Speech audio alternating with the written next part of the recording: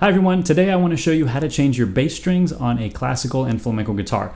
Now, the steps to change your bass strings are the same thing, same exact steps for all three bass strings, so I'm just going to show you how to change one of them, which is going to be the D string. That's the fourth string on your guitar. So here's what you need to start. First of all, you want to have a set of bass strings. So here are the bass strings that I use. They are the Dario Per Arte set. You can see it's SDN-3B. The Dynacores. So I love those strings. I buy my strings in separate sets, so I get my bass strings separately from my treble strings. I recommend that you do that because you're gonna have to change your bass strings much more often than you will have to change your treble strings. Keep in mind, I play 2 to 3 hours a day, 6 days a week, so you may not need to change your strings this often, but because of my amount of practice and playing, I need to change my bass strings usually once every 4 weeks. It kind of works out that way, and my treble strings once every 3 months or so, okay?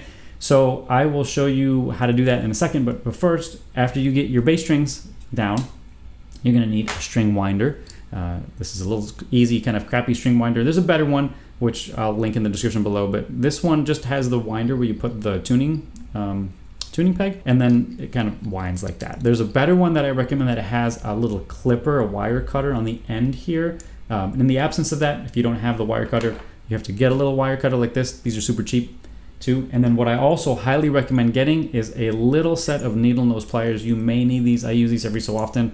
It's better to have it and not use it than not have it and wish you did. So with that said, let me go ahead and jump in and get started. So the first thing I want you to notice is how the bass strings are wound around the bridge. Okay, so this part right here is called the bridge. This is the saddle, is that white bone, or sometimes for and less expensive guitars it's plastic. This is bone. The strings are they have one loop around the strings and through the hole. You don't need more than one loop. I've been playing for 30 years now.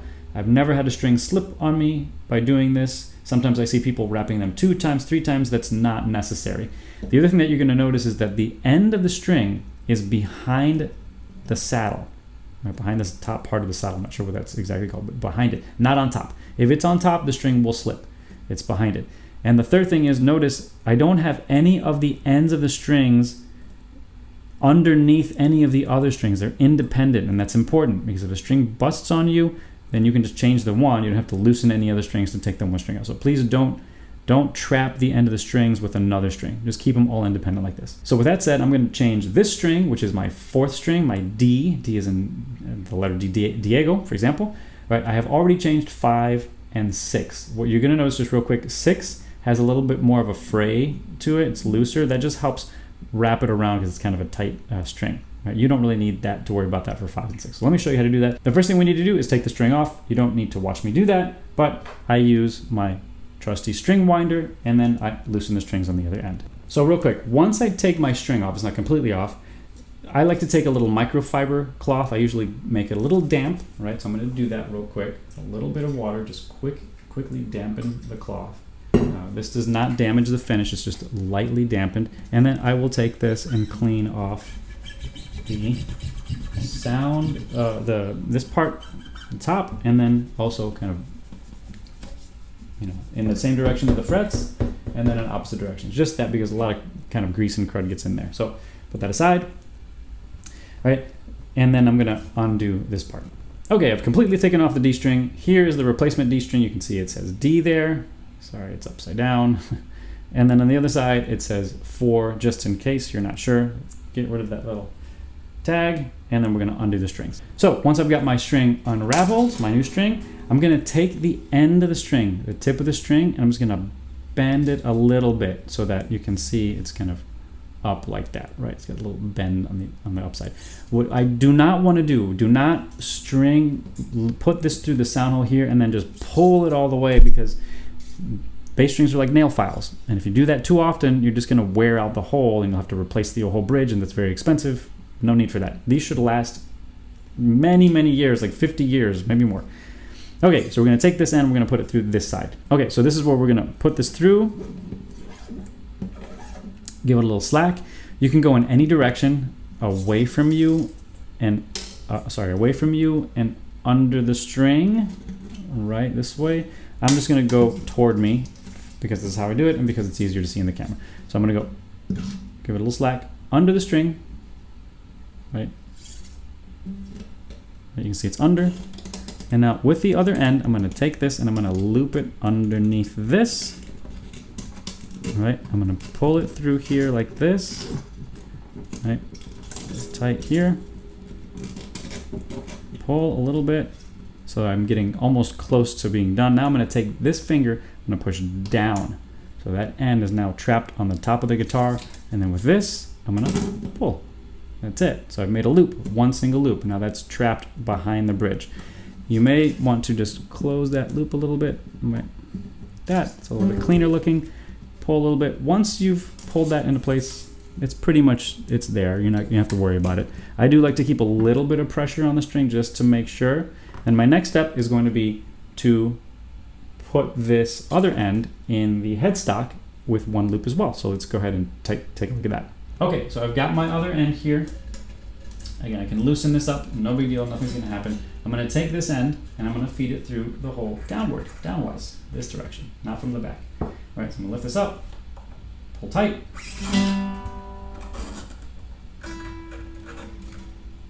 And then I wanna make sure that this end is in the slot for the fourth string. So I put my finger there very loosely, pull a little bit. All right, I'm gonna press down just to keep a little bit of pressure, not too much. Okay, so now I'm gonna feed this underneath, the loose end underneath, behind the string, so on my side of the string, okay? And I'm gonna, you don't need to pull too much, but just, this is pretty loose. Now I'm just gonna hold here and I'm gonna make the loops. I'm gonna put this underneath, one loop underneath, like that. You can see the loop, right? And now what I'm gonna do is pull a little bit.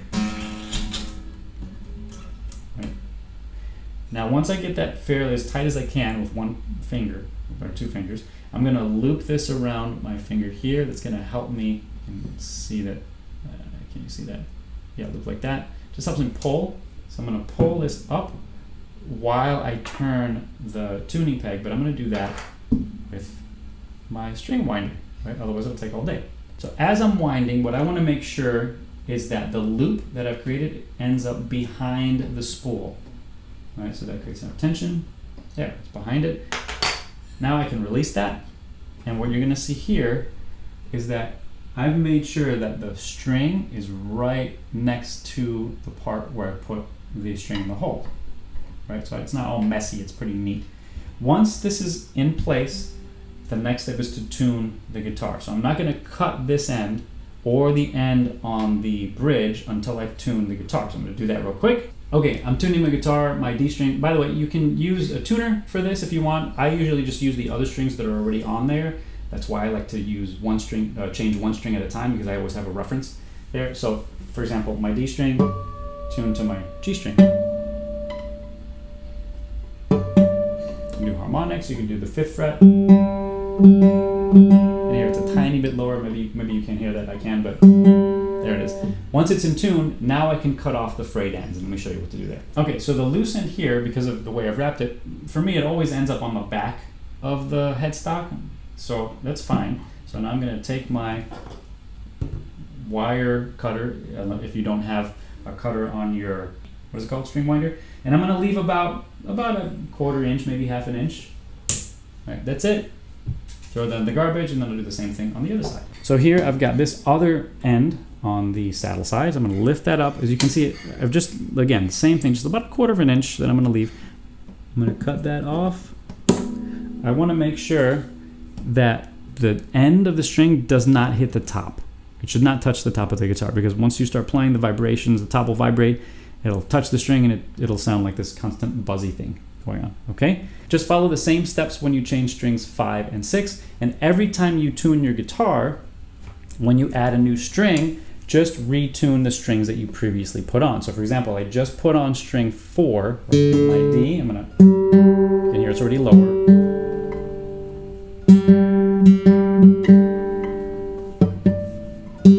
It's in tune. Now I'm gonna retune string 5.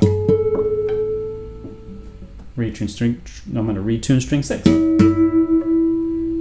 Okay, and I'll constantly do that. Now in terms of, some people like to pull the strings to get them in tune faster. I recommend not doing that, because that's going to damage the string. It'll shorten the lifespan of the string.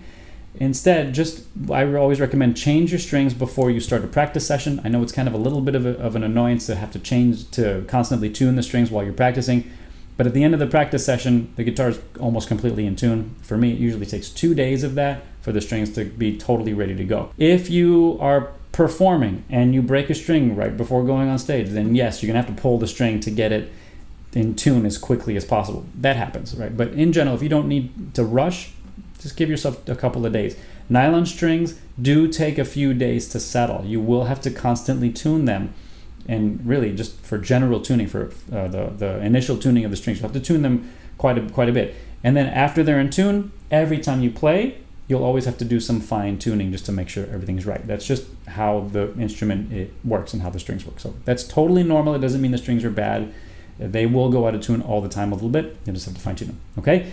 If you want to learn how to change your treble strings, there is a slightly different method for that, so make sure to check out the next video that I have on the screen where I show you exactly how to do that. All right? Thanks, everyone.